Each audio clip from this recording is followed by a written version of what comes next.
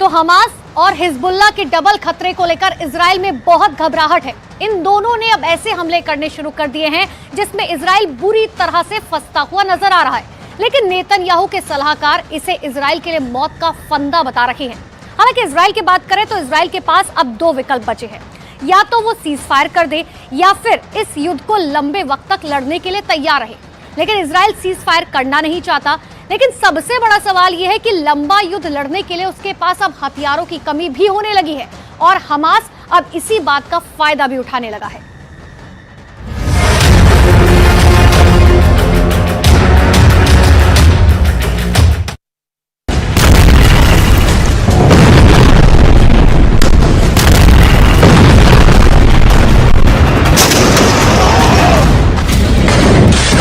Video के एक एक फ्रेम को बहुत गौर से देखिए। हमास अपने से कई गुना शक्तिशाली इजराइल की सेना से कैसे लड़ रहा है, यह वीडियो इसका उदाहरण है। हमास के लड़ाके बेहद सस्ते रॉकेट जिनकी कीमत खुद $100 भी नहीं होगी, जमीन से दाग रही है।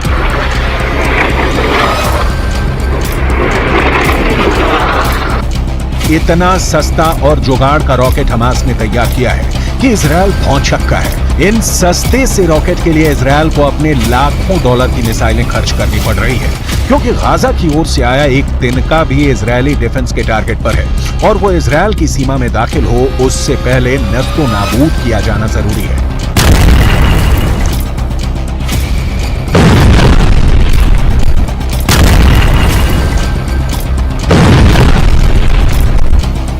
हथियार शास्त्र समझिए और युद्ध में इजराइल के नुकसान को समझिए।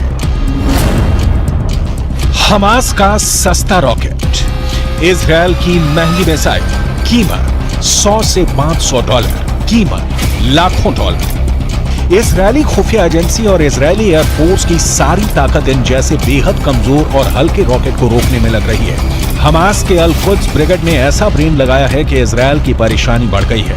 यहां आपको हमास के अल-कुद्स ब्रिगेड के बारे में जरूर जानना चाहिए, क्योंकि इजराइल के खिलाफ हमास की लड़ाई में अल-कुद्स ब्रिगेड फ्रंट लाइन पर लड़ रहा है।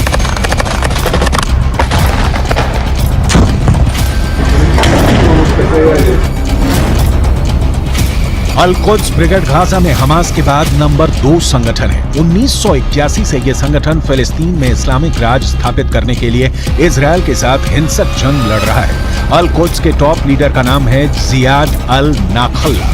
ये खुद सीरिया की राजधानी दमिश्क में रहते हैं, लेकिन वहीं से अपने लड़ाकों को ऑर्डर देते रहते हैं। हमास कैसे इजराइल की वॉर स्ट्रेटेजी का तोड़ निकाल रहा है, इसकी कुछ और डिटेल आपको आगे दिखाएंगे, क्योंकि युद्ध में जीत की गारंटी आर्थिक नुकसान की तुलना में हमेशा बड़ी होनी चाहिए। लेकिन इजराइल के साथ ऐसा नहीं हो रहा।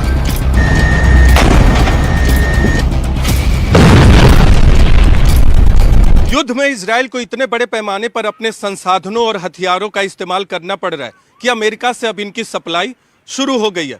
ठीक यही किस्सा यूक्रेन में भी हुआ था। दरअसल यूक्रेन में यूक्रेन की सस्ती मिसाइलों के खिलाफ रूस को अपने करोड़ों डॉलर की मिसाइलों का इस्तेमाल करना पड़ रहा था। हमास के सस्ते रॉकेट के खिलाफ इजराइल अपने महंगे मिसाइलों का इस्तेमाल कर रहा है, यानी गाजा को जलाने की कीमत इजराइल को भुगतनी पड़ रही है। इजराइल ने इससे बचने के लिए आसमान में अपने सबसे खतरनाक परिंदे में से एक को पिंजरे से बाहर निकाला है।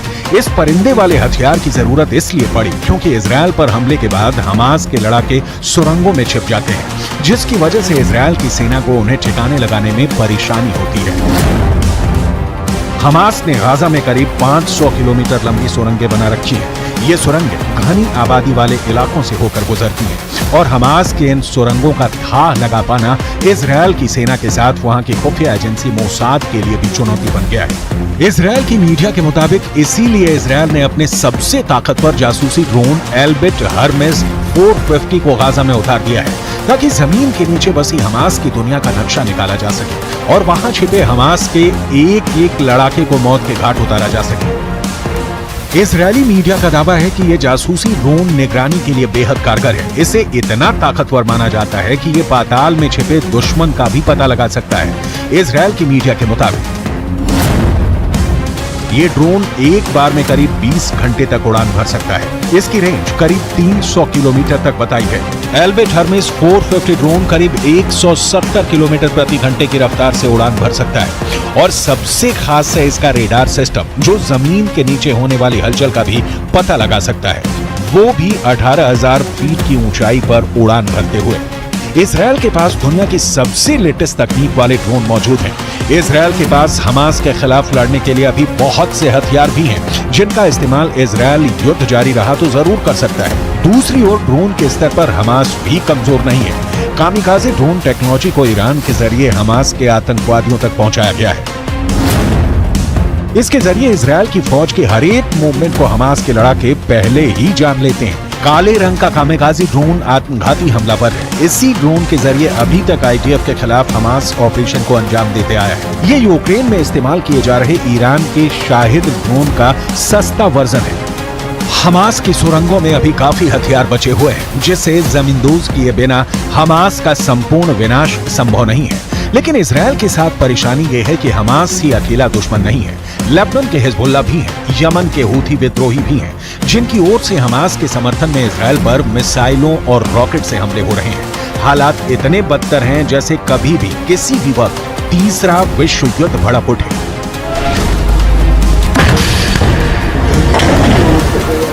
यमन के हूथी विद्रोहियों ने फिर इजरायल को निशाना बनाने की कोशिश की है।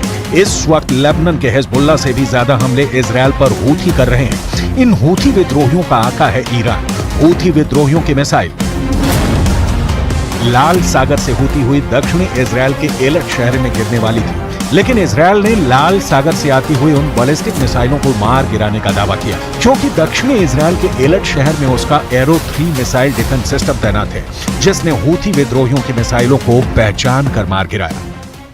הלחימה נמשכת, אין הפסקת אש, אנחנו חוזרים על זה, אין הפסקת אש, אנחנו ממשיכים להילחם. हूथी विद्रोहियों को रोकने के लिए अमेरिका ने लाल सागर में अपना एयरक्राफ्ट कैरियर आइजनहावर उतारा है, तो वहीं हिजबुल्लाह के खिलाफ भूमध्य सागर में जेराल्ड फोर्ड पहरा दे रहा है।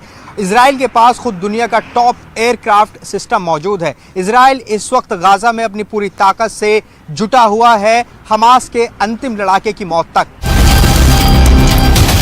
यमन से आती मिसाइल को इजरायल के एरो 3 मिसाइल डिफेंस सिस्टम ने नष्ट कर दिया। इजरायल का एरो 3 मिसाइल डिफेंस सिस्टम सटीक हमले करने में माहिर है और मिसाइल को ट्रैक करके उसे हवा में तबाह करने का दम रखता है। इजरायल ने जब एरो 3 मिसाइल डिफेंस सिस्टम का टेस्ट किया था तो ये 100% सफल रहा था। हमास किसी भी स्तर पर इजरायल के सामने नहीं टिक सकता। लेकिन सवाल है कि इस युद्ध का अंत क्या है? क्या किसी साजिश के तहत पश्चिमी एशिया को जलाने की कोशिश की जा रही है? क्योंकि इस वक्त जो साफ दिख रहा है वो ये कि गाजा की आग में आम फिलिस्तीनी मर रहे हैं, लेकिन उस आग में कई दूसरे देश हाथ सेक रहे हैं। दरअसल रूस, ईरान और चीन ये तीनों नहीं चाहते कि माहौल शांत हो, क्योंकि इन तीनों देशों को पता है कि पश्चिम एशिया उनके दुश्मन अमेरिका की कमजोर कड़ी है और इजरायल की वजह से अमेरिका दुनिया में अलग थलग पड़ता जा रहा है, क्योंकि गाजा में जो कुछ हो रहा है उसके लिए अमेरिका को भी जिम्मेदार ठहराया जा रहा है। ये तीनों देश इसका फायदा उठाना चाहते हैं और इसीलिए पश्चिम एशिया के मुस्लिम देशों को अमेरिका के खिलाफ इन लोगों ने खड़ा करना शुरू कर दिया। पश्चिम एशिया के मुस्लिम देशों की संख्या अच्छी खासी है। अगर रूस, ईरान और चीन को Iraq, Jordan, Kuwait, Lebanon, Oman, फिलिस्तीन, कतर, सऊदी अरब, सीरिया, तुर्की, संयुक्त अरब अमीरात और यमन जैसे देशों का साथ मिल गया तो फिर पूरी बाजी ही पलट सकती है। इन सारे देशों के बीच इजरायल अमेरिका के खिलाफ एक होने की ताकत उस लेवल पर कभी नहीं रही, जैसा कि दावा किया जाता रहा है। संयुक्त अरब अमीरात और ईरान के बीच भी सुलगते मुद्दे हैं। 22 देशों का अरब संगठन शब्दों का खेल खेल रहा है। फिलिस्तीन में मानवीय मदद के नाम पर कुछ ट्रकों को भेजे जाने के अलावा इन देशों ने कोई कदम नहीं उठाया। ईरान के राष्ट्रपति इब्राहिम रईसी अपने शब्दों से ही परमाणु युद्ध छेड़ते रहे हैं। जमीन पर उनका एक भी शब्द सही नहीं उतरा है। युद्ध में कमजोर का मारा जाना तय है और हमास इजरायल से बहुत बहुत बहुत कमजोर है। लिहाजा गाजा जल रहा है। धू धू कब तक जलेगा कोई नहीं जानता।